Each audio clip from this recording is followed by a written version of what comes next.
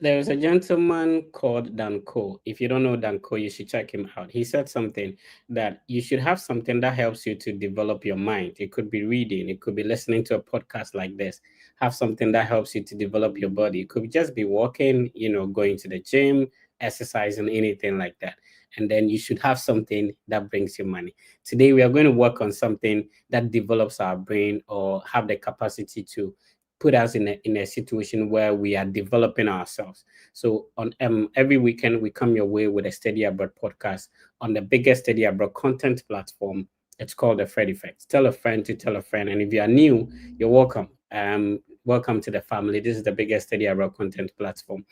We are going to be discussing how somebody's study abroad process went and how you can also use that to you can adapt that to your process if you want to study abroad. Today we are talking about the UK study abroad process, transitioning from a student from Ghana to becoming a student in the UK and now becoming a nurse. How was she able to do that? I was scrolling through X, and then there was a Nigerian brother who posted that right now a naira is to 1,400 a dollar is 2,400 naira or so. And so if an application fee is like $100, it means that you may have to pay a lot. And sometimes the banks, the Visa card, the MasterCard have their charges. So later on, we'll be sharing with you some universities that are waiving application fee, that if you want to put in applications this year, it might not be too expensive for you to do that if you're able to take advantage of webinars, application fee waiver weeks, and some codes that we keep on sharing on our various platforms. Tell a brother to tell a brother to tune into the Study Abroad podcast with a Fred Effect. I have my co-host here. She is very beautiful. Hi, Miss Hetty. How you doing? Hi, Fred. Thank you. I'm doing well. I didn't see these glasses behind the scenes. You tricked. Oh, Right. Okay. So a little bit of introduction to people tuning in for the first time seeing you. You've been on the platform for a very long time, but for mhm. somebody seeing your beautiful face for the first time, kindly introduce yourself. Okay. Hi, everyone. My name is Hetty. I'm also an international student here in the US, and I also have a YouTube channel about my study abroad journey and then that of other people as well, and our experiences so far. Yeah. Awesome. So later on, we'll be sharing Miss Hetty's YouTube channel with you as well. Our guest today is Miss Ellen.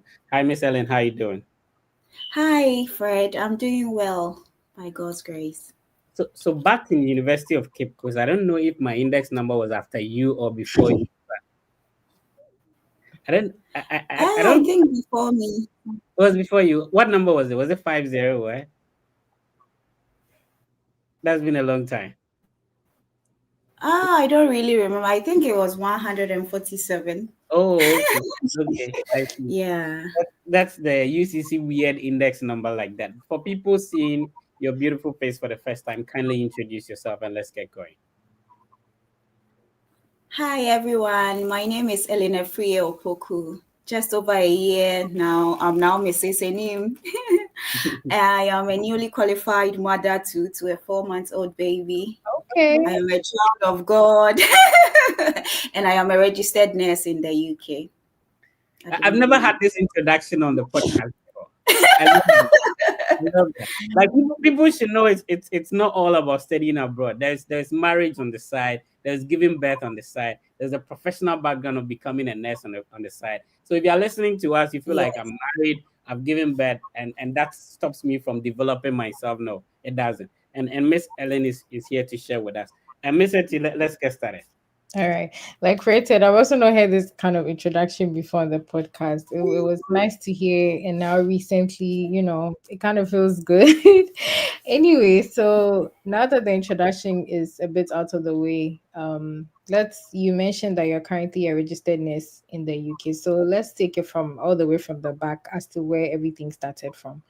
So, where did you have your bachelor's degree? What did you study in? I know Fred already mentioned UCC, but if you can take us back a little and then to where we are right now. Yeah, so I started UCC 2014. I read bachelor's of education in social sciences, geography major and economics minor. So I am a graduate teacher And from that time, I did my national service in 2018. No, I graduated in 2018 and I did my national service in 2019. So when I was doing my national service, that was when I started applying for masters in the UK. So I came to do an international development MA in 2021, and then after that I did my MSc in 2022. Okay, so this is a lot. So you did your bachelor's degree in the sciences, Social sciences, social sciences. economics and geography. Okay, so economics and geography. And then you applied to the UK, Yes, to and then you, study MA international development. and then you transitioned into nursing. So I completed the MA international development, and straight after that I applied to study the MSc nursing as well. Okay, amazing. So now let's take it one step because I know it's a lot. like different like backgrounds and eventually landing into something and doing that as a career field, which is very interesting actually. Yeah. So let's circle back a bit. Why did you choose to study in the UK? Like why not any other country, and why the UK in the first place? Okay, so I've always wanted to study abroad, but I didn't know which country. I have a lot of family members around the world, especially in France. So I thought I would eventually end up in France. But in 2014, when I got admission to UCC, I had a very close friend who got a Commonwealth scholarship to the UK. So whilst I was in UCC, I was studying very hard so that I will also be able to get the Commonwealth scholarship to the UK. So that was when the plans changed. When my friend got admission to the UK and told me all about it, I was so excited to also complete UCC and just go to the UK. So that was why I chose UK. Oh, okay. Interesting. But then you did geography and economics. So why international development? So initially, I first applied for global food security and international development, which was at Nottingham Trent University.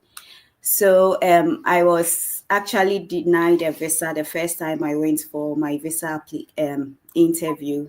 So that was in 2020 September. Then I deferred the program because I was denied a visa. So along the lines, the university sent me an email that unfortunately they've cancelled the global food security and international development because they didn't get the number of students they wanted for that year. So the other alternative is international development. If I am interested, they are willing to defer the program for me. So I said, yes, why not? Because it was global food security and international development. So now the global food security is not there, it's still the same. I read about the program, they sent me the link to read about it if I'm interested. And there was another travel to the Brussels, to the World Trade Center as part of the international development. I said, wow, then I'm going to kill two stones. I'm going to kill two birds with one stone. Like I'll go to UK and I'll be able to travel to Brussels as well. So fantastic, I'll take it.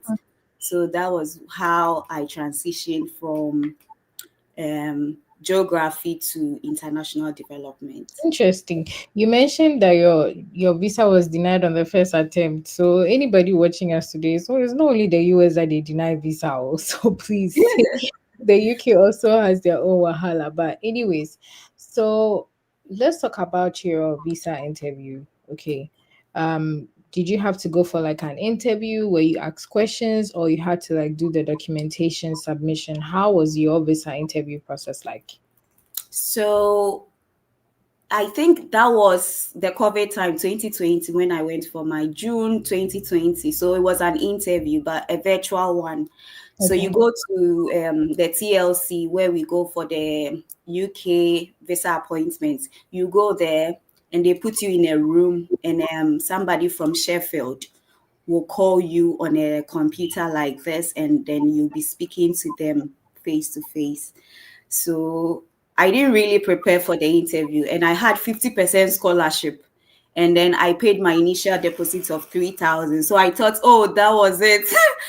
Because I have less money to pay and my bank account was very okay. I didn't really prepare for the interview. So when they asked me questions, I wasn't able to answer. So it was a computer-based interview, which I Do you, failed. do you Yeah. happen to remember some of the questions you were asked? Yes. So they asked me, what are the modules that I'm going to study as part of my program? And I only knew of one, gender relation and international development. And I didn't know about the rest of the modules. So it sounded like I didn't know what I just wanted to travel. I didn't know what I wanted to do. And I also stated as part, because I knew a lecturer in Nottingham, that I'm going to live with a lecturer. So they asked me how many bedrooms are in the house. And I wasn't able to answer that because I had no idea. I Interesting. also mentioned that I know Nottingham Trent is known for research. And they said, how did I get to know about that information? And I was, like, I couldn't tell. So, yeah, I that was see. some of the reasons. So then on your second attempt, what did you do differently, or was like the process or the procedure different on your second attempt? Yes, it was different because now the school connected me to an agency in Ghana, and they took me through the interview, the questions, how to polish what to say, and at the second time too, I made sure I knew all my modules, I knew where I was going to live, I knew everything, so I was very, very prepared for the second time. I see. So talking about the school connecting you to an agency, was it something you reached out to the school about, or like after your first interview process, you informed them and then they did the connection, or like how did that come to play?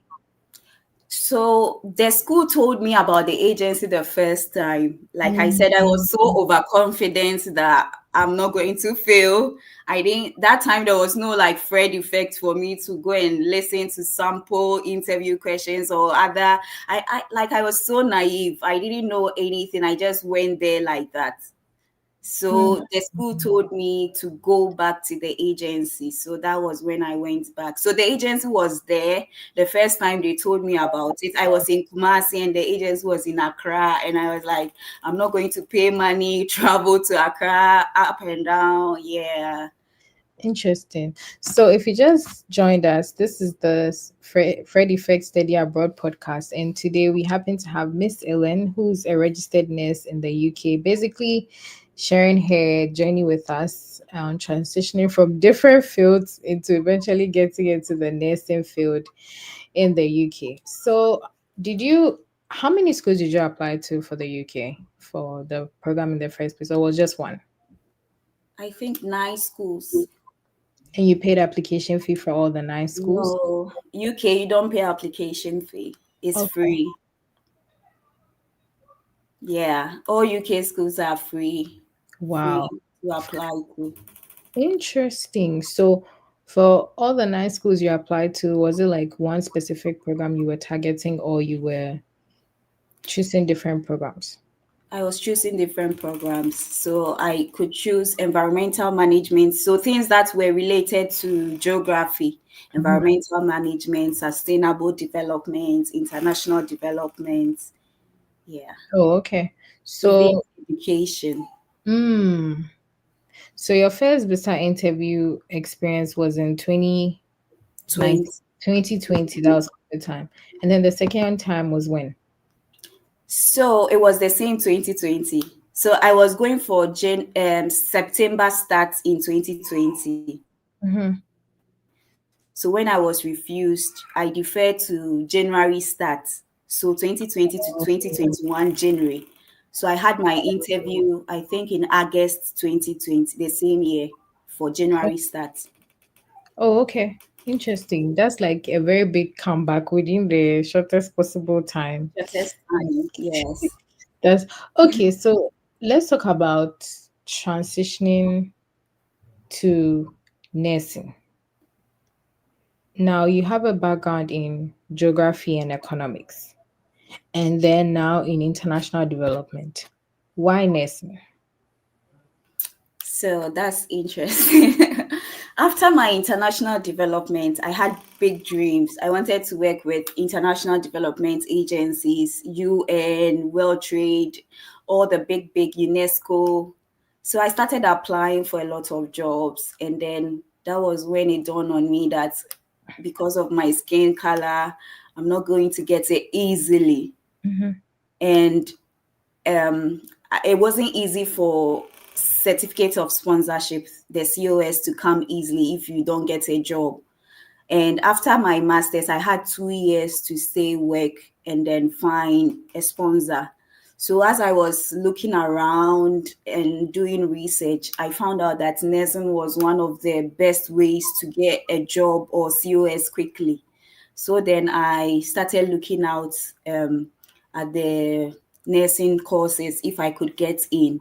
Then I realized you could get into the nursing program with any, so far as you have a bachelor's degree in any field apart from nursing, you can do the MSc nursing. So then I said, that's a great opportunity. That was when I jumped in.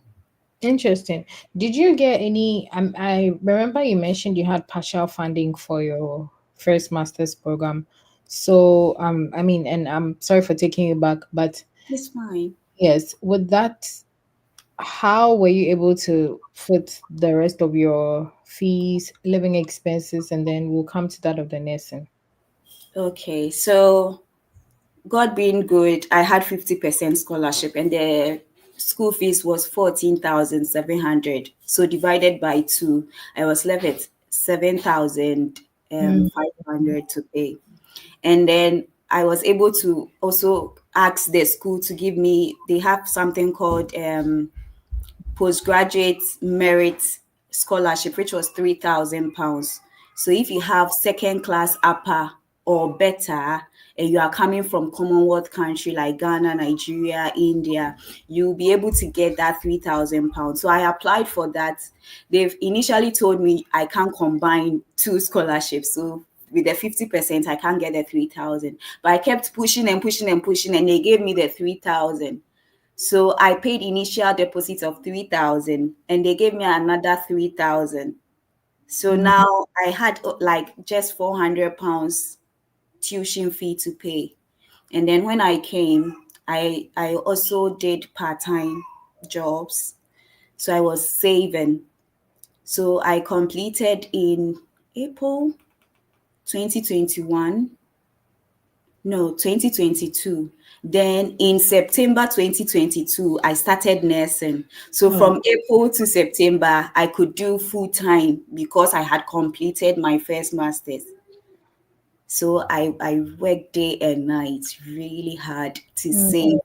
So by the time I started the nursing, I had already saved for the first year of my nursing. It was 2 years. The nursing is 2 years. So by the time I started, I had saved for the first year of my nursing. So I Interesting. think it's all myself. Like I know, What? because I know international students, like one of the biggest thing that we look out for when we are moving is like funding. So because I've always heard stories about, how it is in the UK, and mostly it comes with partial scholarships. So I've always wanted to interact with someone to know how they're able to make it work. And eventually I've had the opportunity to do that with you now. So it's very, very insightful and very Yeah. helpful. So how much do you think it cost you in total, like moving from Ghana to the UK on your first, like including visa and everything? How much do you think like it cost you in total? Hmm. If you have like a rough estimation or a rough idea. Eh, that was like 3, 4 years ago. I think it cost me about £6,000.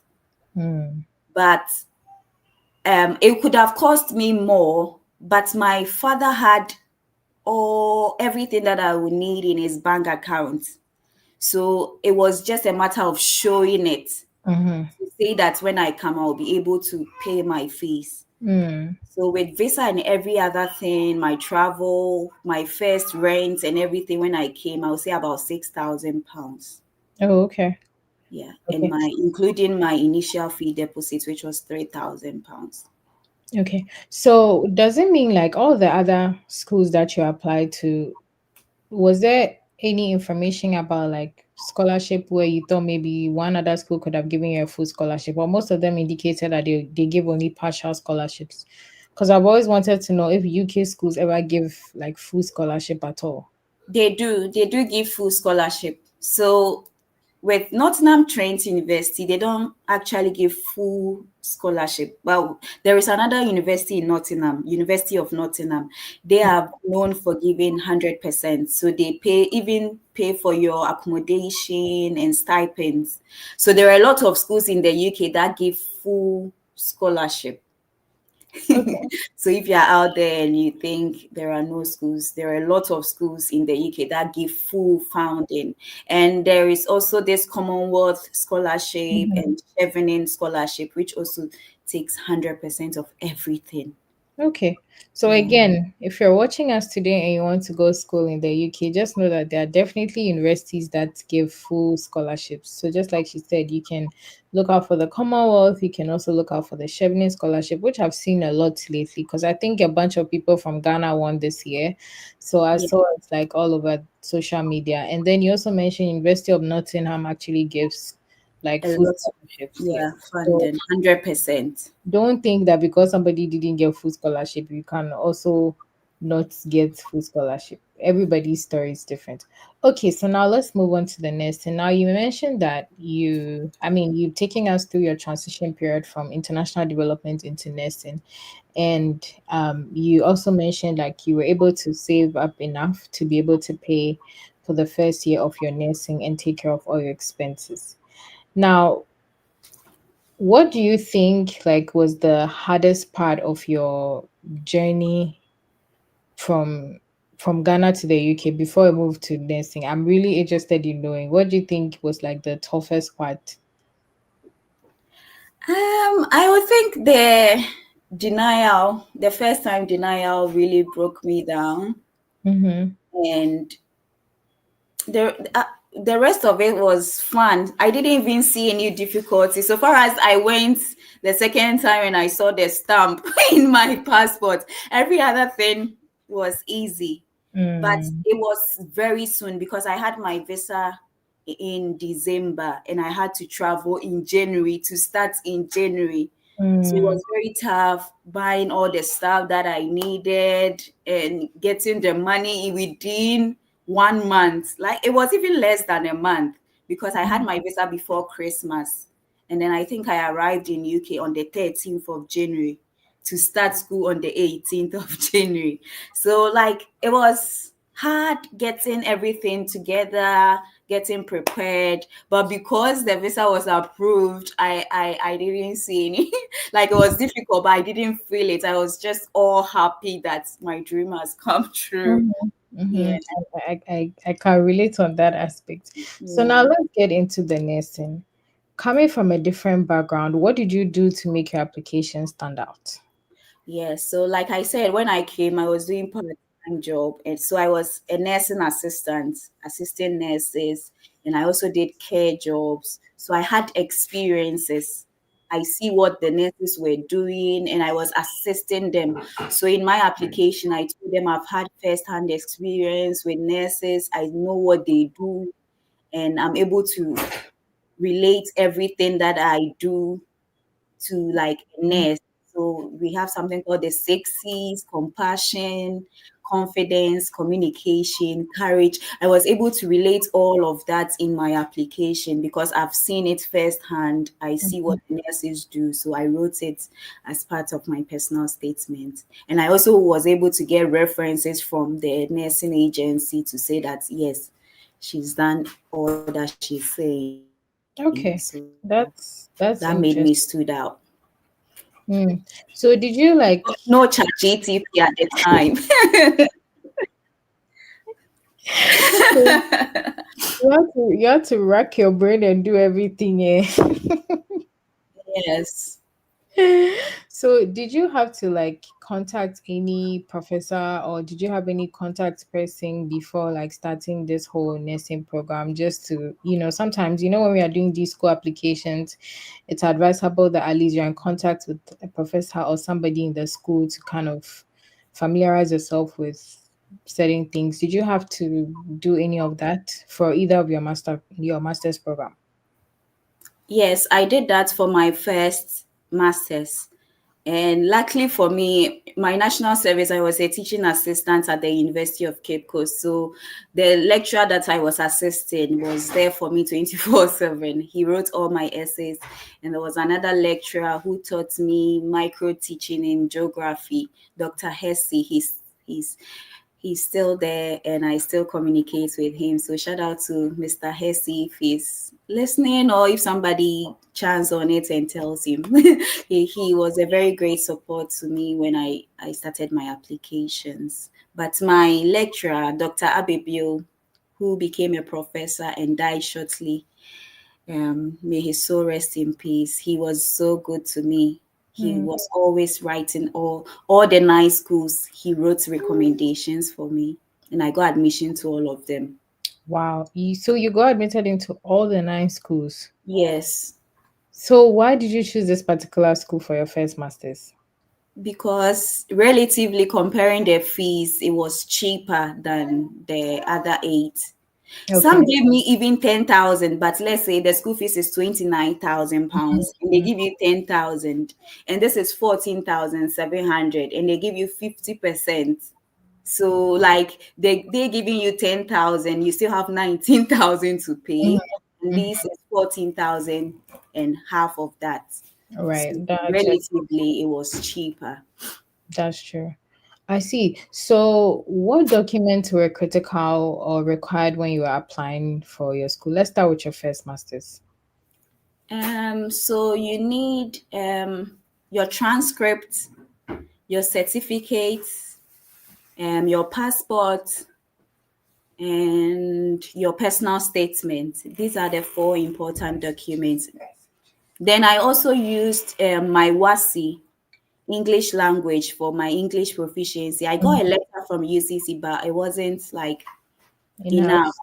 Yes, so the university said they accept C6 or better in English language. So if you have WASI and you have C6 or better, you can use it to prove your English language. Interesting. I never knew. Yeah, in the UK, they accept WASI. So if you have English language C6 or better, it's accepted as proof of English proficiency. So you didn't write any like these exams? No, I didn't write anything. Oh, okay. So going into your nursing program, I mean, aside the recommendation letters and then experience that you've had, what documents did you submit to get into the nursing program? The only documents, in addition to what I've already mentioned, was a police report. And because nursing is a professional course, they need to check records to know whether you have any criminal record or not. So I ordered a police report check from Ghana, and I got a certificate which I attached. But if you are already in the UK and you are applying for the nursing, they have something called DBS. So you will not need the police reports. You only need the DBS. So let's talk a bit about scholarships, because I know most of the people watching will be like very big on scholarships and how to get them. Now, was there like a specific website you used to find these schools, or you just cast your net wide to kind of research for schools based on the program you wanted to study? Okay, so you remember the first time I told you a friend of mine went to UK. So he went to study environmental management. And he did geography and rural studies in KNUST. Okay. So I said, okay, I also did geography. So I'm going to look towards that side, environmental management, sustainable development, international development. So I just put in Google schools in UK that offers sustainable development programs. And the schools popped up. So I applied to the schools that popped up. Simple as that. That's interesting. Now, also a bit on the scholarships. I know some of these like funded scholarships like Chevening, and I don't know much about the Commonwealth as well. Is there like are there like some clauses tied to it if you know of any, like maybe when you're done you have to return back to your home country and like do some work or something? Do you know of any of Yes, I know of the Commonwealth because I applied for some. All the nice schools, I applied for the Commonwealth, but unfortunately I didn't get. So after you complete, you need to go back because they pay for your flight in and out. So after your program, you already have your flight ticket. You have to go back and give to society. But Mm, you can still be in the UK and organize a program in Ghana to give back to society. So it's not compulsory that you have to be in Ghana to give back. So you can be wherever you are and give back to the society, but you should like have a project after school to show that you have done it. But you need to go back to Ghana because you have the flight ticket and then maybe come back in 1 week, 2 week, or 3 months after. that's good. Knowledge, research. So if you are joining us today, this is like some free nuggets you are getting over here. Again, I always say like people's experiences are different because you know some people might not explain it vividly like how you're doing today because others might be thinking, oh, as soon as you're done, you definitely have to return to your home country and stuff like that. So if you're watching us today and you're looking at getting into the UK, going through the Commonwealth scholarship route, just know that the clause says you need to give back to society. So how whatever shape or form that you can make that happen, it is doable to be. So please take note of all this information that Miss Ellen is sharing with us today. So into the nursing, did you apply to just one university or like you also did nine for that one as well? No, I did for two with the nursing. I did for two schools. Okay. And you got admitted into all the two? Yes. Oh, so application was free. Yes.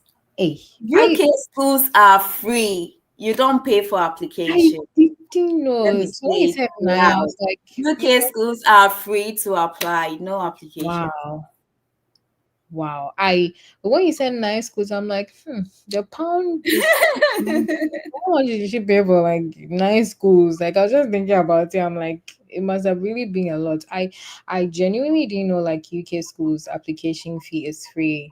So It's then you can apply to as much as many schools.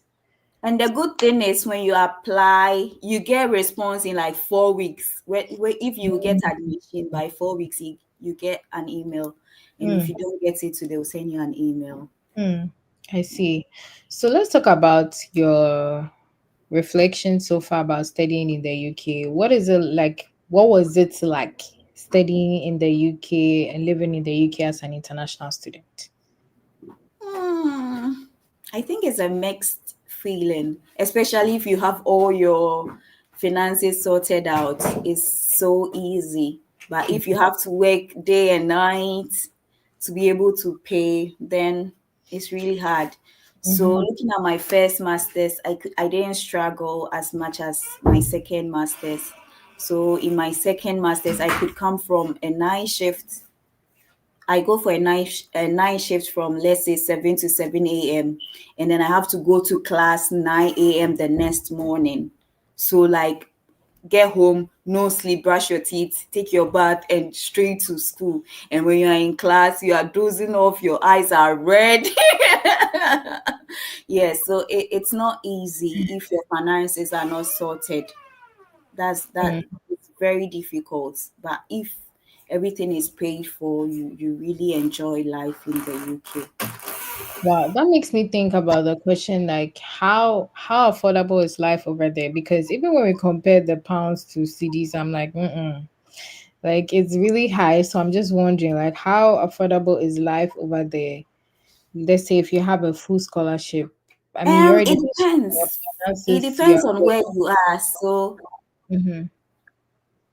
I'm just wondering. sorry, can you come again? You were Yeah, breaking.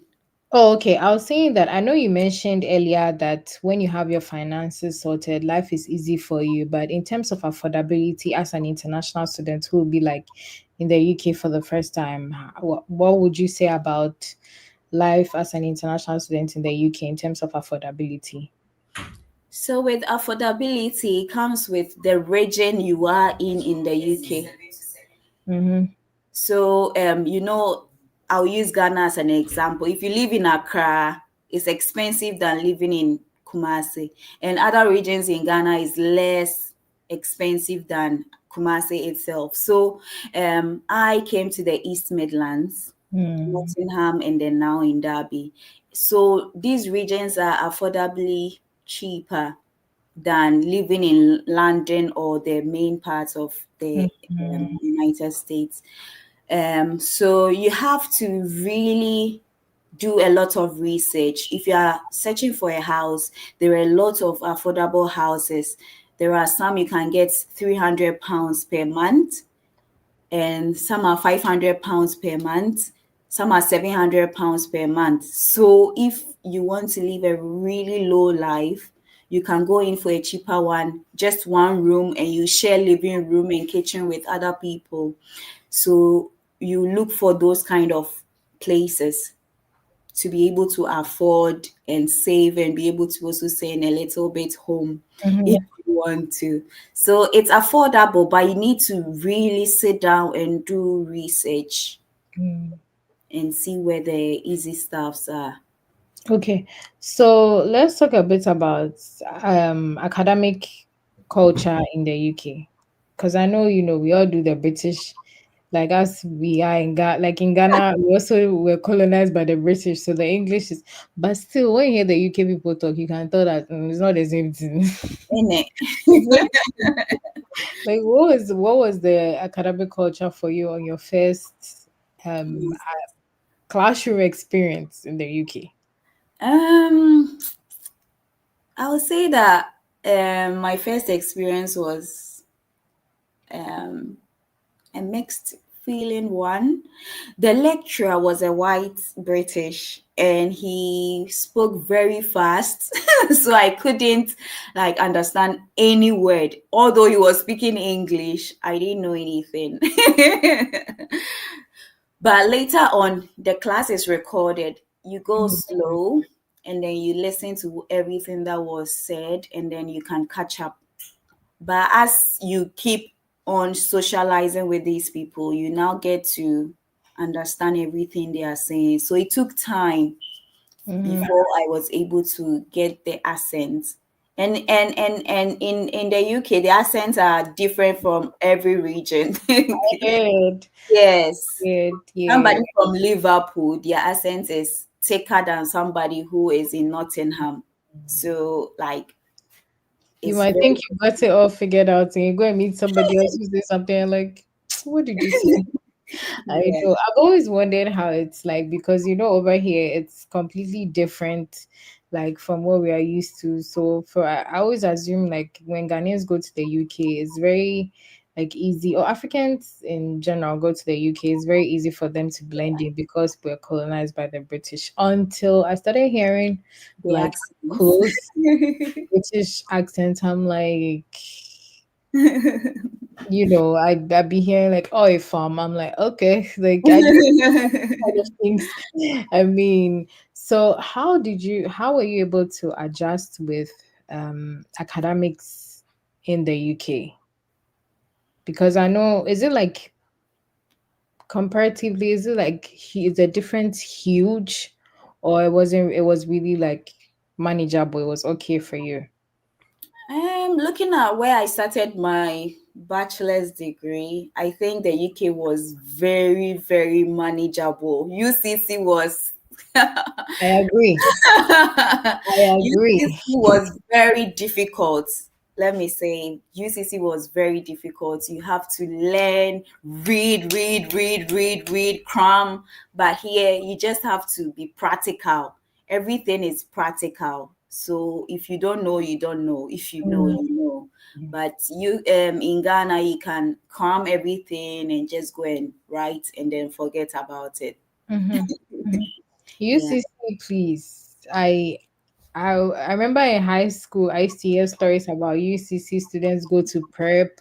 You see, so when I was about to do like university applications for my undergrad, UCC was like far at the back of my head because I'm like, I'm not now coming to leave attending prep at senior high school and then I'll come and apply for UCC and also be stressed. So that one I agree. It was really hard. Yes. And I think it's actually helpful because it kind of makes life easy for you when you go somewhere else because Exactly. that behavior or lifestyle has been instilled in you. So whenever you go somewhere, you're able to, you know, make sense. That's Okay. nice. So what would you say was your one of your biggest culture shocks when you arrived in the UK?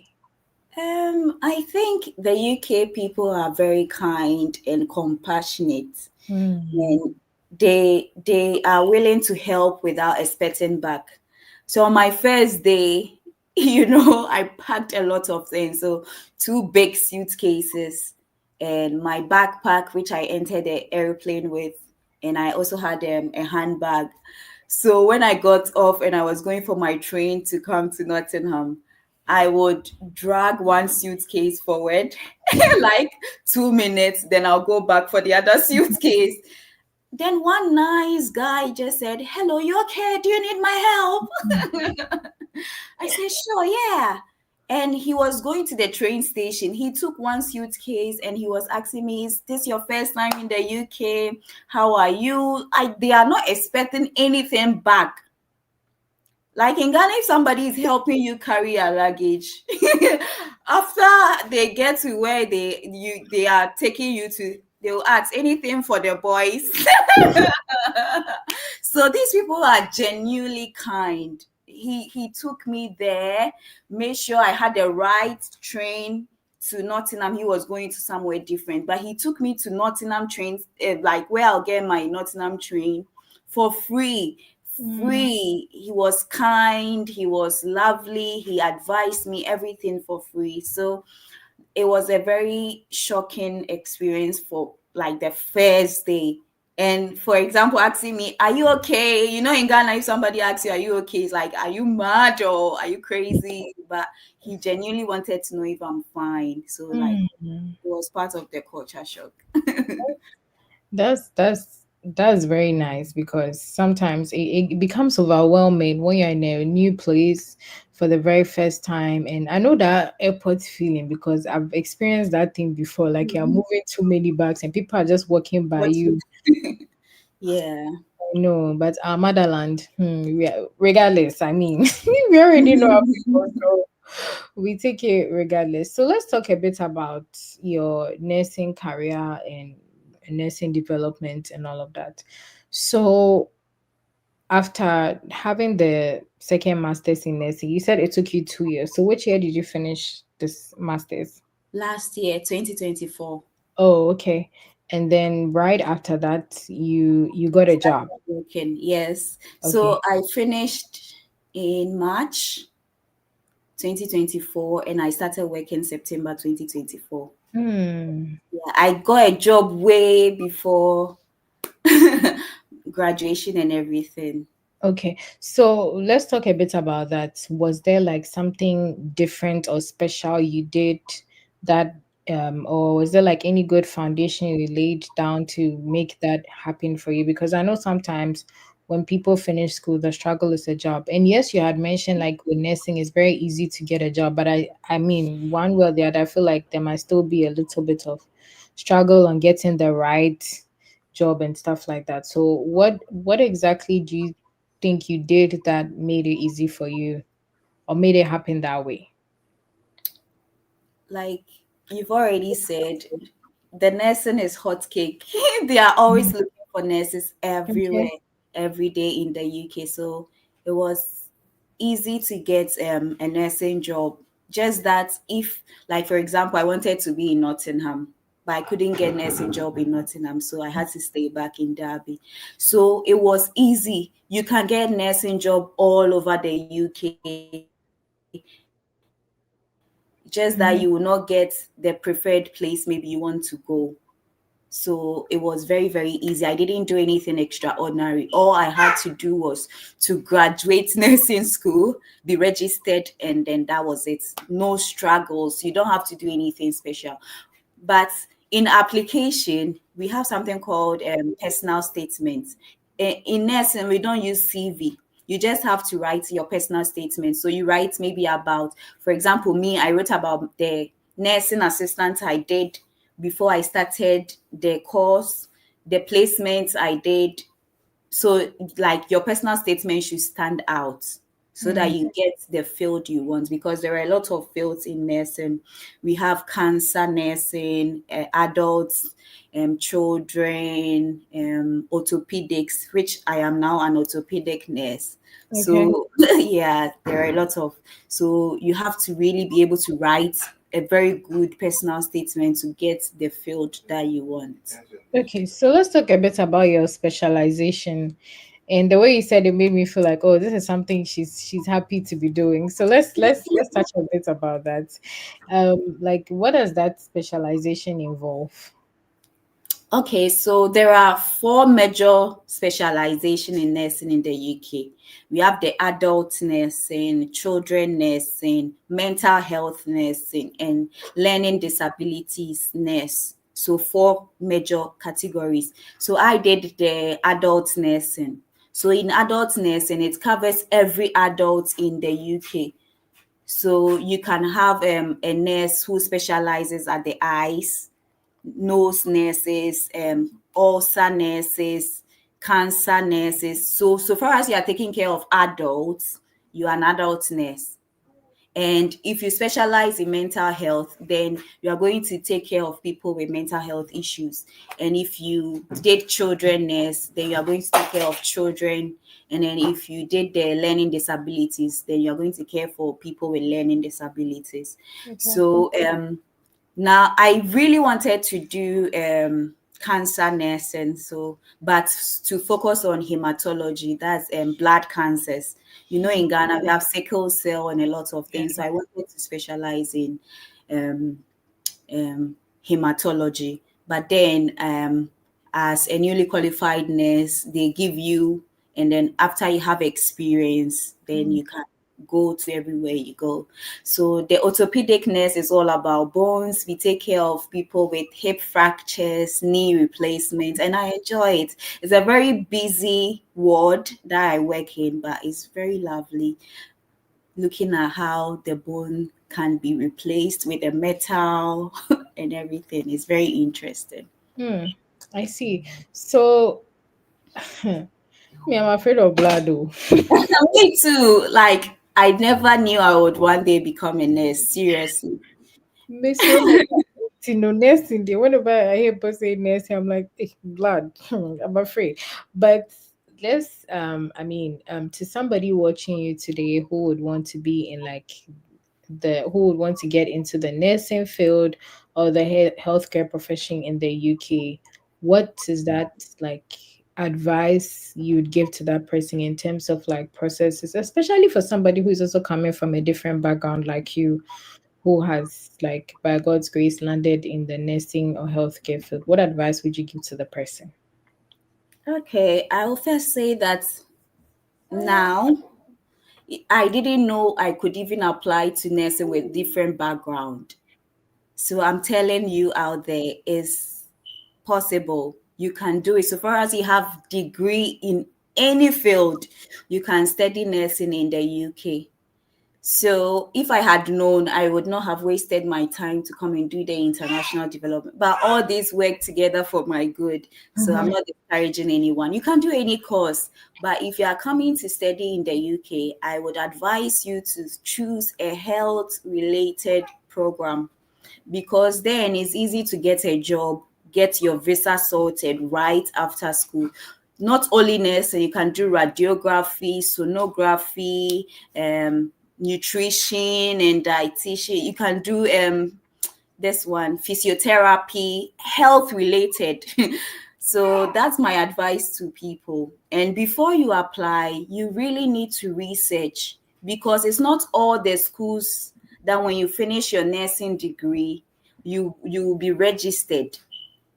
So like in Ghana, after you finish school, you have to write licensure to get your license. So some of the schools, for example, with Derby, after school, you don't have to write any licensure. It's part of the program. They register you straight with the NMC. So you have your license right after school. So don't just apply to any nursing degree. You have to read to make sure it has pre-registration attached to it. So it means that right after school, the school will register you with NMC, because some people have finished nursing degrees in the UK and they are home just because they have not been registered with the NMC and not having to do a lot of exams, CBT, SET, and all those kind of tests before they will be registered. So please do due diligence. Read about the program. Make sure you know there is registration after school so that you don't have to struggle, stay home 1 year, struggle and struggle and struggle. Please do your research. And now I have given you one school, Derby University. They will register you, free to apply. So you have at least one school to check it out. And if you look at Derby, their everything, you can use it to compare the other schools to see if they fall in place. That was very helpful. I think one thing I'd like to add to what you said is before you even apply for a school, like regardless of where, irrespective of the country and all of that, you need to research that, like to see if whatever the school is offering aligns with your plans. Because just like she said, some schools, I was actually going to ask about that. So I'm even happy that you mentioned and you clarified that writing the whole exams, because I know nurses have to write this whole licensure exam and stuff like that. So if you're looking to getting into the healthcare in the UK, it is possible regardless of your background. Just make sure that when you're applying to a school, research and know that the school already takes you through the registration process to writing the exam and getting your license right after school. So then you know what to do. And that's very interesting. So let's, like, I always do this thing on the podcast, okay? Sometimes I take it a little bit away from seriousness and let's break the ice and do some a little vibe. I know you've been out of Ghana for a while, but like what do you miss? At least now you have a newborn baby, you're now a missing. So at least those are like the key things that you're easy to hold your body in the US. But like, what do you miss about like your home country? B, I don't miss anything. I don't miss anything. Maybe food. Oh, Food. oh.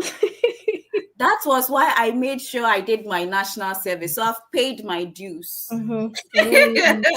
I've paid my dues. I did my full 1 year national service. I don't miss anything. My parents came for my graduation last year. So I had Oh. time with them for about 5 months. So they were the people that I really missed. And they came here. So I That's don't miss okay for anyone. you. I'm Okay. sorry if you miss me. I miss you too. Please, anybody watching who knows Miss Ellen, please just know that right now she's okay because she has she has a very like nice cute baby, so she's okay. She said she doesn't miss it, but so anything we'll take it like that. We'll Yeah. take it like that. But I mean, the food, you still make the food anyways. It just wouldn't Yes. taste the same as home. But It's expensive. you know, let me ask you this question as well because it's two different countries, so probably your experience might be different. The very first day you landed in the UK, Mhm. when you came out of the airport, what was that feeling like? Because I know it's a very long time, but what was that feeling like for you? Oh, I felt amazing. I felt like a new person. Like I couldn't believe my eyes. I was like, am I dreaming or am I here? I've always dreamt of traveling. Am I here? The weather changed. Everything was cool. No sun. Like I was like, am I really here? Am I dreaming? That was the So feeling. it was a very good feeling for you. So everything you had Yes, seen and heard on TV, your expectations were met. Me, my own was not met too. That's why I'm asking you. Maybe it is I different for you did. in the UK. Your expectations were met. Okay. Your first winter experience. Oh, so I came in January and it was already winter. So I saw the snow for the first time. I stood in it, made videos, pictures. I enjoyed it. I didn't feel cold at all. Oh my God, come and see me with my phone in the snow. Forgetting it can get spoiled. I really enjoyed the snow. I did. Mm, I see. I see. Interesting. I mean, everybody's experience is different, so sometimes it's nice to kind of hear how these things like happen for each and everybody. And just to move away a bit from vibes and just like get back into the whole transition period to the UK and stuff like that.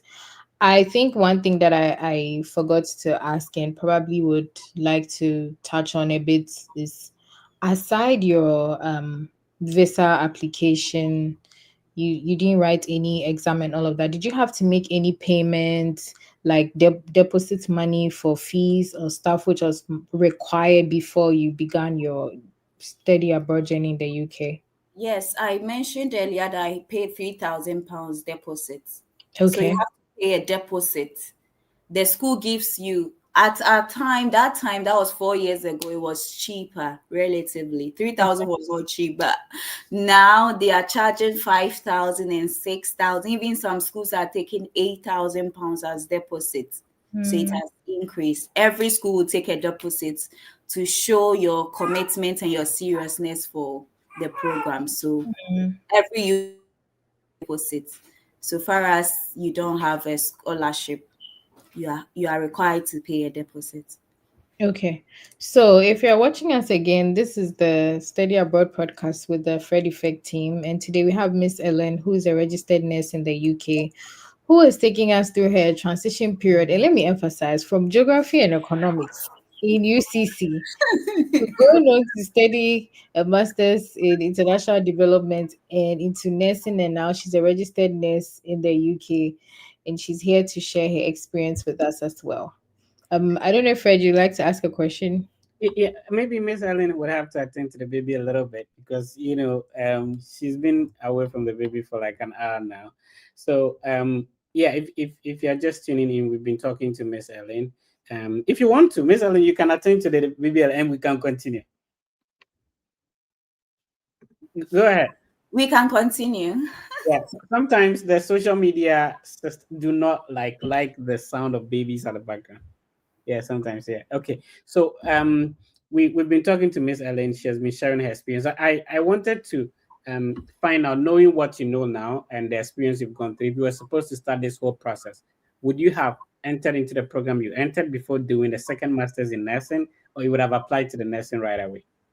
Right away, nursing straight. You can do it in Ghana straight. Apply to nursing. Don't come and do a master's and then. So I didn't have the information. I didn't know. So that was why I came to do my first master's. When applying for the second master's, was the first master's certificate and transcript important or relevant in the application? Not necessarily, but because I had studied in the UK already, I didn't need to prove any English language proficiency again. That was the only thing, but it wasn't needed. Hmm, I Yeah. see. So if you were supposed to start the whole process again, you would have applied to the nursing right away. Nursing straight, not international development. It makes sense. If there was an opportunity for the Seven Scholarship, the Mastercard Foundation Scholarship, and all that, and you mentioned that when you applied to the school, you actually applied to these scholarships, just that you were not selected. If you were supposed to start the whole process again, would you have waited for these scholarships? Because I know there are a lot of people, UK universities mostly will not require application fee, as you mentioned. The challenge has always been the financial statement and the tuition deposit. Would you advise that if people can, they should go through the tuition deposit, or still wait to get these scholarships before they proceed? Why? If you can pay, why wait? If you can pay the deposits, don't wait for the scholarship. because time and tide waits for no man. And the longer you wait, the longer your dreams delay. So please, if you can only afford it, do it. Don't wait for a scholarship. I was able to do it without a scholarship, so you can also do it. One would say that once you're in the UK, you have a first master's, then these scholarships might be easier for you to pursue the second master's. But you mentioned that the second master's, you had to even work to pay for the first year and all that. Why didn't you opt for these scholarships to sponsor your second master's? So the schools have the scholarships. So Derby University was not offering the Commonwealth scholarship. So that was why I didn't apply. They didn't even have scholarship for the nursing program. They only gave if you are coming from a Commonwealth country, then they give you £3,000 reduction. That was all they have for the nursing. So yeah, it depends on the school. Some schools give the Commonwealth scholarship for their health programs. Other schools don't give Commonwealth scholarship for their health programs, but they give it to engineering and other courses. So it depends on the school and the programs they have on offer for the Commonwealth scholarship. We will attend to some questions in the comment section, but before that, so how easy or challenging was it coming from a non-science background doing master's degree in nursing? It was very challenging. But the good thing is I had experience in caring before I entered the nursing. I had to write my anatomy and physiology exams twice. I'm telling you. So with the anatomy and physiology, I failed and then I had to rewrite it. So it was very challenging. Nursing is not easy. It's not for the weak. If you're not willing to study, then don't apply, because you would have to study to show yourself approved. And this was not a bachelor. This was a master's in nursing. A master's, yes, MS. You are in the same class with people who already have probably a bachelor's in nursing before coming into the program. So definitely, it wouldn't be easy. Sometimes when people, know somebody studying abroad, they take the pictures in the snow and they post. They think their life is so easy and all that. But there are a lot of tears behind that people don't show exactly. And I appreciate your resilience and your ability to go through this and now sharing your experience with us. Let's pick some questions in the comment. Mustafa Saidu. Salam alaikum, Mustafa. So Mustafa is saying, well done, Mr. Chi. You asked all the necessary questions. I was enjoying the conversation too. Yeah, and then, but we want to know the expenses for each university attended. So you mentioned the first university was £3,000 deposit. Now Said is asking, what were the other expenses? So do you pay fees per semester or per year? So when you come to the UK, for example, with mine, they gave me 2 installments.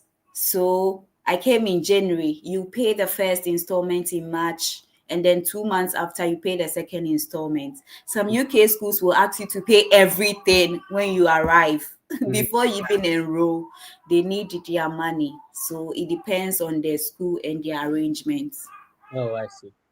Unfortunately, you might probably have to attend to the baby. Like I said, the social media thing do not like the baby sound. So let's see if we can. Your husband should be doing a great job taking care of it. He's doing a great job. Yeah, social media behaves some way when that sound of a baby comes in. So yeah, let's see how it goes. So we pick a couple of questions. Can Miss Ellen? This is Wisdom. Wisdom is watching us on YouTube, and Wisdom. Thanks for watching. Can Miss Ellen list to us some of the universities offering masters in nursing? Okay, that's a good question. Would you first of all mention your university and then you go ahead with the other schools? Yes, University of Derby is where I completed. Right. Nottingham Trent University also has MSc nursing with registration. Northampton University, Northumbria University, they also have the MSc. Sunderland University, these are the schools that I apply. I know they also have the MSc nursing. Yeah. For people who may not even understand, some of the boys, they don't understand. What they understand is football. So Sunderland FC is in Sunderland, so there's a university too. It's not only football that they have over there. So if you watch EPL, you know some of these names. He's mentioning. By the way, Chelsea just scored Liverpool, so it's a good news for Arsenal fans. Anyway, let's move on. Thank you. Okay, so this is Wisdom J. Thank you very much, Miss Hetty, and greetings to great joining today, Miss Ellen. All right. Bright Koku is saying the Fred effect. Nee, thank you for joining on Facebook. Please, Lancaster University accept application fee. Was it a question, Jack Wiskid? This is low budget Wiskid or what? Wiskid of Ghana. Or what? Veritas Nobis Lumen. This is Bismarck UCC for you. Good question and excellent responses. DK Fofie. Thank you. Fofie is like what name. Okay. Mustafa. Okay, I think we've responded to Mustafa already. So please, can I use one recommendation letter for several schools? Ellen, can you respond to this one? One recommendation for several schools. I don't think it will be good to use one recommendation letter because you will not apply to the same course for the same university. So if you apply to like international development, you can't use your nursing degree recommendation for. So you must make sure that your recommender tailor your recommendation to suit the course that you are going to apply. Awesome. It's been a great conversation with Miss Ellen. It's been over an hour. If you just tune in, today my co-host, I am co-hosting. Miss Hetty was the main host. I was co-hosting. So remember that Miss Hetty has a YouTube channel. And Miss Hetty, talk to us about your YouTube channel. How do people get to find it, and how do we subscribe as well? Okay, I have a YouTube channel called Miss Hetty on YouTube, and it's basically me sharing my international students journey, how it started, the process, and then also have other people do the same, and also like basically talk about my life here as an international student. Yeah. Awesome. So I want to share the website of the platform of Miss Hetty. Remember, we are also streaming live on Miss Hetty's YouTube channel, so you can definitely check that out as well. Let's see if I can share the screen for people to know Miss Hetty's YouTube channel. There you go. So here, she has a lot of insightful ideas and videos on there that you can check them out. She shares her journey and experience interviewing other students so that they can also tell you how they did it. We have over 1,000 subscribers at the moment, which means we are doing a great job. Please subscribe to Miss Hetty's YouTube channel and be part of the family as well. Miss Hetty, are we wrapping up, or do we still have some questions before we go? I think the very last batch of questions I had for Miss Ellen is what I already asked. So Yeah. it has been a very insightful conversation, and I'm very happy we could do this. Yeah. All right. Great. So, Miss Ellen, any final words for people who tune in today? Your story is inspirational and motivational. Unfortunately, not a lot of people will be able to get a £3,000, and you had some help from Dad with a bank statement and all that. I don't know if you have anything to tell people who may not have this. One, the tuition deposit of let's say 3,000, 4,000, 5,000, and then the financial statement is being challenging too. What would you like to tell such people? First of all, I'll say that there are scholarships available. A lot of people believe that UK schools don't have scholarships, but they have. You just have to sit down, look at the programs, and look at the scholarships that they offer. And if you are not getting the money, you can ask a lot of people to help you. For example, with the showing of the bank statement, it's not like you are taking the money to come to the UK. You are just showing that you can pay, and you need the money in your account for 28 days. So you can tell your friends, you can tell family members to deposit their monies that they are not using, and then you can use it to show. And then if you want to pay as well, you can ask people to help you to pay. And when you come, now £17 is £1, one CD. And yeah, after school you can work full time to pay them back. So don't give up. You can still do it even if you think you don't have the money now. You can start working, saving, and then buy. Don't give up. some people complain that the UK is hard to leave, or maybe like it's a bit challenging. The system is a bit challenging. I mean, I know you've not had opportunity to stay in other countries. What are some of the surviving strategies that has helped you to, sustain yourself in the system? I would just say working hard. I've always been a hard worker, even from Ghana. I've been working hard. So if you are lazy, you cannot survive in the UK Yeah. because like every hour is a pound. So if you are lazy, then you cannot sustain yourself. But if you're hardworking, you can find a job and be able to sustain yourself in the UK. It's possible. It's been great having you on. I really appreciate your time. Thank you so much, Miss Ellie. Yeah, you're welcome. All right. And any thank you to anybody, any shout outs to family members who help you along the way, any thank you. Shout outs to the baby at the background though. And my husband, he has been a Yeah. great support. So shout outs to my husband, Mr. Enim. I love you so much. Great. Yeah, Awesome. Shout outs to your dad who helped you with the bank statement and exactly. as well. And my mom with her prayers, my siblings, all my friends. Mr. Frempong, who helped me with his first personal statement. Oh wow. Yeah, shout out to him as well. Awesome. Thank you so much, Miss Ellen. You're welcome.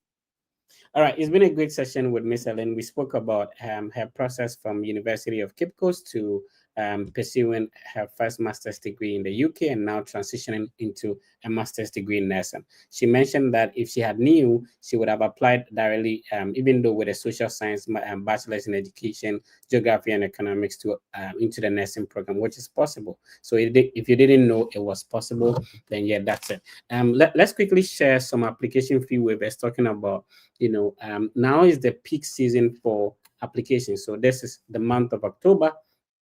And if you are looking forward to spring 2026 or fall 2026, you have to start putting in your applications by now. At least start creating the account and stuff like that. Do something. If people are going for visa interview next year, it means that they started the application this year. You understand? So let's share some application fee waivers. Before we do that, click on the like button, leave the love emoji. If you're watching us on TikTok, please double tap on the screen. If you're on Facebook, whichever platform you're watching us on, type let us know which platform you're watching us and what is the time at your end. So you tell us where you're watching us from, the time at your end, and we get going. So please click on the like button and also follow, subscribe if you are yet to. All right, so let's start with the first university, and I'm going to start from scratch. A lot of people have and some negative impressions about application fee waivers, saying that if the school is waiving an application fee, then it means that you are not going to get scholarship. This has no correlation. There's no correlation between an application fee waiver and a scholarship. In the first place, if the school does not offer scholarship, if you pay money to apply, it doesn't mean that you're going to get scholarship. Just that sometimes some universities require that you use a debit card, credit card, or Visa, MasterCard to pay, but it's a bit challenging. Apart from that, the platform you use to pay, if it's PayPal, if it is Visa card, if it is MasterCard, they have other deductions apart from the application fee the university is paying. So this sort of cripples people in terms of how many universities they can apply to. And I'm a typical example. When I was in Volleyball Boy, my national service 559, I know that if I create a bank account, have a MasterCard or Visa card, it means that there will be an additional charge. If you're in Ghana, you understand what I mean. Like if you own a MasterCard or Visa card, whether you have money in your account or not, there will be additional charges. Whether I don't know how they call the charges. If you know how they call the charges, type it in the comment section. What are those charges that banks back home in Ghana or Nigeria charge you for using a MasterCard or Visa card? So if you make a payment, apart from the amount you're paying, the banks also have their exchange rate. Apart from that, they have a transfer rate that they are going to pay. So if you're supposed to apply to five, let's say your application fee is like $70, $65, or $100, it means that it will cost a lot to be able to even put in the application. Remember, putting in these applications does not guarantee an admission or a scholarship. So sometimes it's just ideal that, if you have a way, if you can attend a webinar, which is one of the ways of getting an application fee waived. If you can use a code that the university is providing, if you can, take advantage of application fee waiver week, like what I'm going to show you now. I'm going to show you how you can apply to University of Alabama for free. And I made a video about 3-4 years ago about this same university, and consistently every year in the month of October they waive the application fee. But there's something you need to do. You need to apply for the waiver code. So I'm going to show you step by step. Get ready with your pens and papers. I'm going to show you step by step how you can do it. So I'm going to share my screen real quick, and I'll be giving you other application fee waivers. Some of them you just have to attend a webinar. I explained a webinar in one of my videos that sometimes universities want to have a way to interact with prospective students to let them know about the program, how to apply, the scholarships they have, the various faculty, the concentrations. And so if you register and attend these webinars online, then they will give you the application fee waivers as well. So invite somebody who is not tuning in now, share so that somebody can also benefit from what we are doing. So this is a university I've visited there a couple of times. Amazing university. I wanted to show you some of the pictures that I have when I visited the campus. So you just go to Google and type university. So this is how you're going to do: University of Alabama at Tuscaloosa. So when we mention University of Alabama, they have the University of Alabama system. So application fee. So you go to Google and you just type University of Alabama application fee, and this is what is going to pop up. Hopefully you get the same thing that I'm showing you right now. So I just went to Google. I can start the whole thing again if you're not following. Please follow, and let's see if we can get. And at the normal circumstance, you would have paid like almost $65 for an application fee. And if you're in Ghana and you're applying, it's not only the 65, it's the charges for the MasterCard or Visa card you're using. Is the service charge for the bank that you're using. So you may end up paying about $85 or up to $100 if you are paying from home. So it is ideal. And I have a lot of friends in this university that got a waiver and then they applied for free. So they are boldly saying on their website, so this is not an information that is being concocted or it belongs to the Fred effect. No, this is a public information. And sometimes you may not know about some of this information depending on your location when you Google. I understand that even if you're in Ghana and then you go on the platform of YouTube, it indicates YouTube GH, which is different from another country, right? So what you see is based on probably your location. So some of us who have had opportunity to be here, we are able to share some websites, some tips, some ideas, some information, some things that you might probably not know, even if you search for it. So let's move on. So once you get to this website, you scroll down and they said application fee waiver week. Remember, this school has been doing it almost every year. And like I said, I already made a video on YouTube about this university waiving an application fee about 3 years ago or so, and they are still doing it. So it's not a new thing. If you don't know about it, this is the first time. That's absolutely fine. Let's go through it. So this is how it's going to work, and you need to pay attention to it. That the university will be waiving it within the application fee waiver week, which is from October 6th to October 10th. However, you can start your application now so that you submit it within the October 6th to October 10th. So even if you are starting the process now, it's not a problem.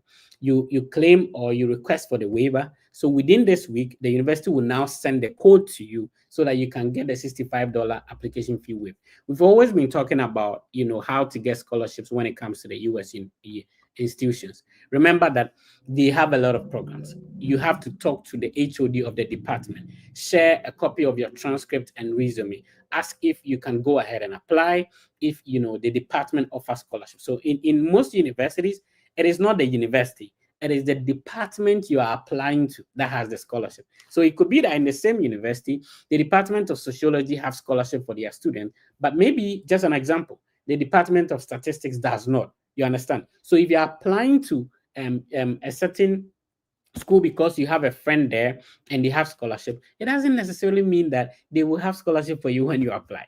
So you have to talk to the HOD. It makes it easy. So it's not a difficult thing if you want to find out that will I get a scholarship. Sometimes people message me and go like, Fred, send me universities that will give me scholarship for this program.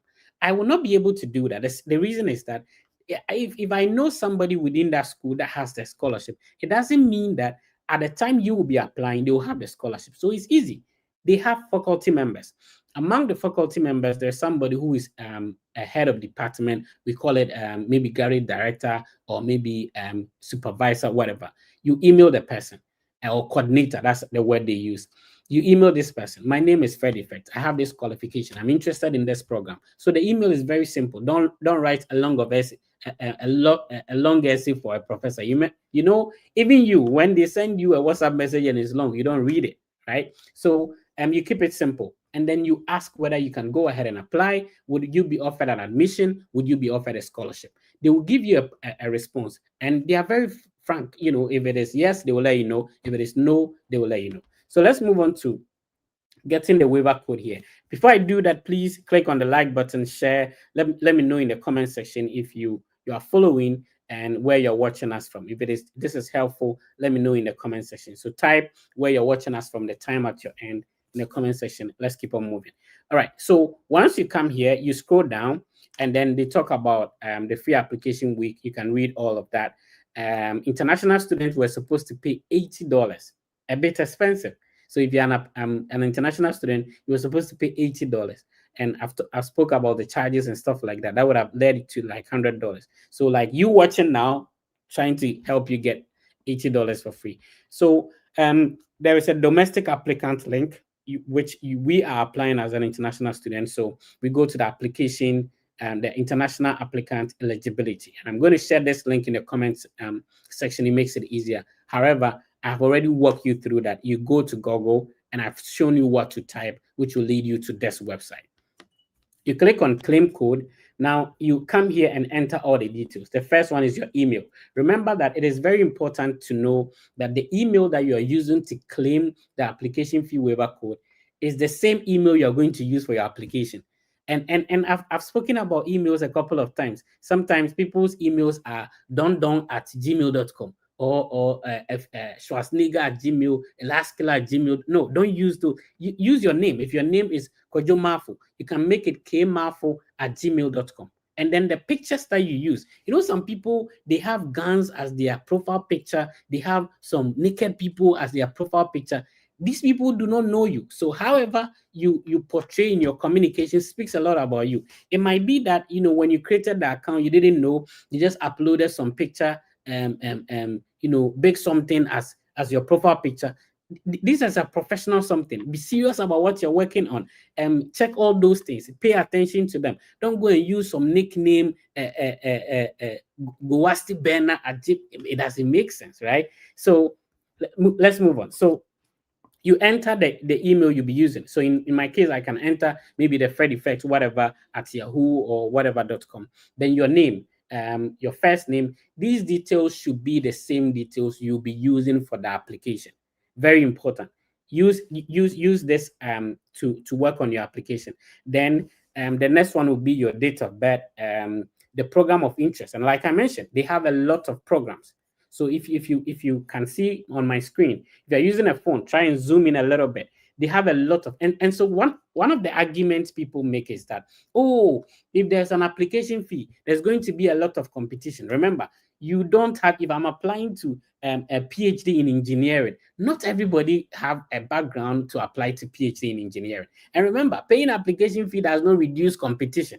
If you pay an application fee to a school, if you have money, people have money to pay, right? So we are just providing an avenue. I'm putting myself in the shoes of somebody when I was applying in Bole Bamboi. I didn't know that I could just find some of these waivers and, so that it would reduce the cost of the application fees that I have to pay.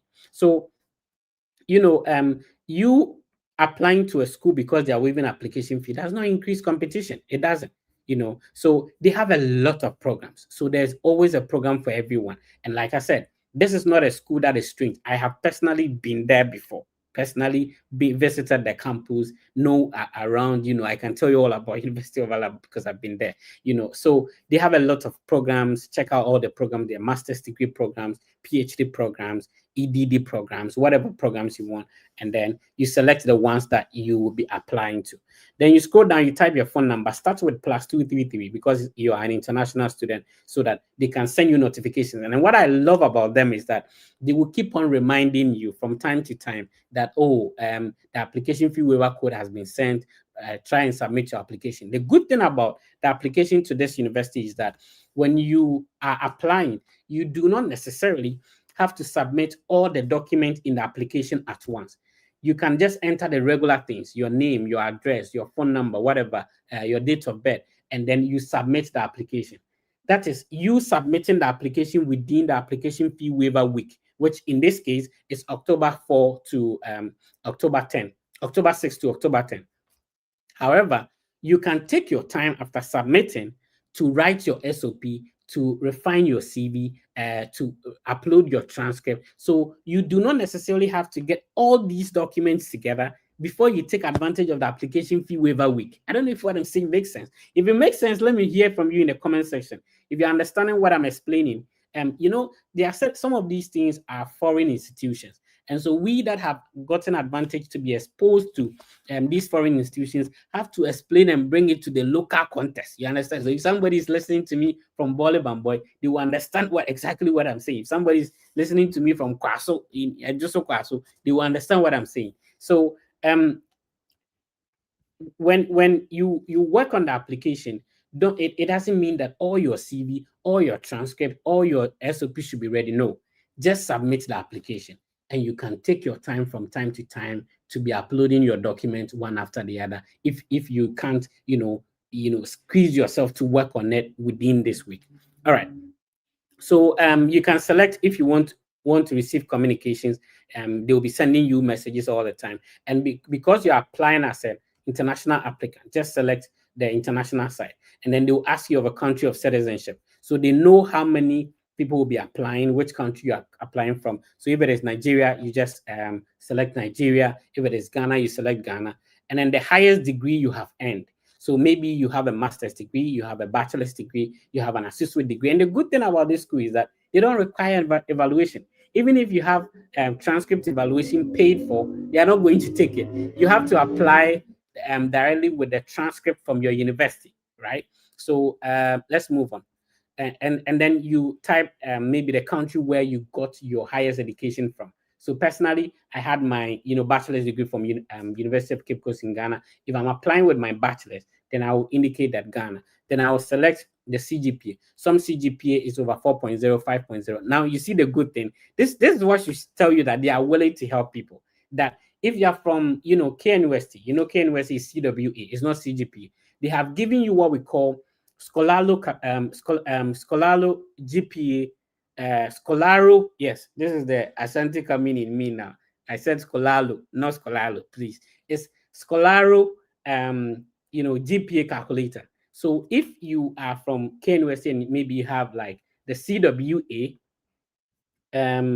you have to use the calculator that the university has intentionally linked there, so that you can use it to find the CGPA equivalent of your CWA. It makes it easy. If you graduated from maybe UDS and then you have CGPA over 5.0, you can also type it there as well. So you can type in your CGPA if it is over 4.0, then you type the CGPA down there. You can use the Scholaro GPA calculator so that you can calculate if it's not over, if it's CWA or whatever, or you have maybe a diploma and a top-up. You can combine the two of them, see this the CGPA equivalent, and then put it there. Then you click on submit. Now, once you click on submit, they will give you a feedback telling you that, if you qualify for the waiver, we are going to send you the waiver directly to your email. So so you cannot go and ask a friend for their waiver code. Yours will be sent to your email once you qualify based on the information that you produced in the portal. So yeah, makes it easier if you want to apply and for free. Let me know if you have any questions. I'll be happy to respond to them in the comment section.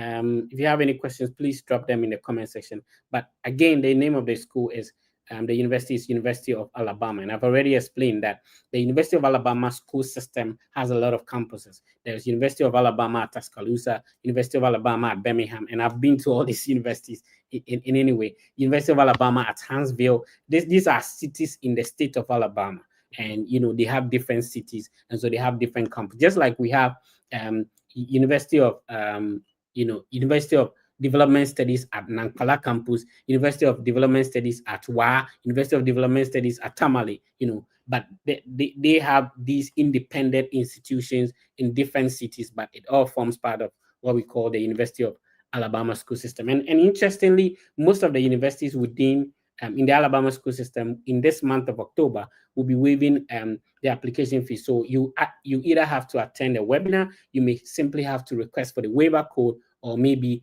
take advantage of an application fee waiver week like this. I'm trying to compile all the universities waiving application fee, and every university has a procedure, just like I've explained this one. Sometimes there's just a code. Sometimes you have to attend a webinar. Sometimes you just have to request or ask for it. Sometimes it's just limited to a specific program. So I'll take my time and then be bringing you all these universities so that you can, take advantage of it. If you're able to save such an amount for application fee, you can use it for maybe your visa application fee, which obviously cannot be waived. You can use it for maybe your service fee payment. You can use it for other things that, will help with your process. The process is obviously not easy. What my platform is doing is to give you the ways and means. Now, because I am from Bolebam, where I understand the perspective of applying as, a Ghanaian coming here. It's very different when somebody is applying and they're already in the US. It's very different. And I understand what people have to go through. So the idea is not to spoon feed you, but to be able to give you information, ideas, and tips and gist that could make, shout out to my brother Tips and Gist, by the way, the tips and gist that could make the process comparatively easier for you. You understand? So basically, that is it. If you're not part of the family yet, please subscribe and be part of it. Remember that the Fred Effect team has a collaboration with Argo Visa. Argo Visa is a team of former visa officers. Now, it's a bit challenging when you're trying to secure an interview there, but if you get one, please don't mess it up. Talk to a visa officer before you go to the embassy to talk to an ex-visa officer before you go to the embassy to talk to with an actual visa officer. If you use the code that I'm sharing on the screen, we have a partnership with Argo Visa, and you are also contributing to the Fred Effect, supporting what we do to be able to get a good lighting and a good camera, improve our PC, the phone we are using to stream on TikTok, pay for the internet so that we can continue to give you the ideas and information that some of us have mastered over getting 2 master's degrees, getting a PhD and stuff like that, so that we share those with you for you who also want to go through that process. This is the most trusted platform, and we are very consistent over years. There's nothing like excuse. We are not showing up every single time on our various platforms, on Facebook, on TikTok, on YouTube, on X, and also on Instagram. Consistently, we are giving you information that will help make your process easier. Remember, higher education has a track record of improving the quality of life of people, and it's amazing if you get to experience it abroad. And that's the reason why the Fred Effect platform is created, so that we share our experiences of going through this process and how this process has changed some of us, our lives, and how it could also change yours as well. You can schedule a one-on-one session with the Fred Effect team. If you use the link I'm sharing on the screen, we can, schedule a one-on-one meeting, listen to all the qualifications or maybe the questions you have, help you, navigate this process, smoothly. The name has been the Fred Effect. It's been nice coming your way another week. We do this and every weekend. So next weekend, we'll bring another guest on to share their experiences with you to help you go through the process. What I entreat you to do is to remain very positive and know that everything will be fine. If it was easy, everybody would have done it. It's because, you are meant to do it. That's why, you get a chance on some of these videos and help improve and help you with the process you're working on. The name has been the Fred Effect. Please be positive and know that everything will be fine. I'll see you next week.